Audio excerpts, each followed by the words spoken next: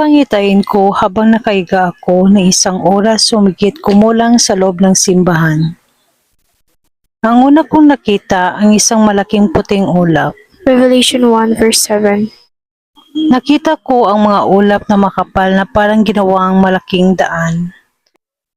Habang papalapit ako sa isang malaking ulap, nakita ko ang kabayong puti at nakasakay ang ating Panginoong Hesus. Kasama ang napakaraming puting tao at nakaputing damit na nakasakay din sa kabayo. Revelation 19 verse 11. Ang kabayong puti na paparating ay may taling ginto sa kanyang liig na nakasakay ang ating Panginoong Hesus. Nakita ko ang Panginoon natin na may kurunang ginto sa kanyang ulo. Revelation 6 verse 2. Ang kurunang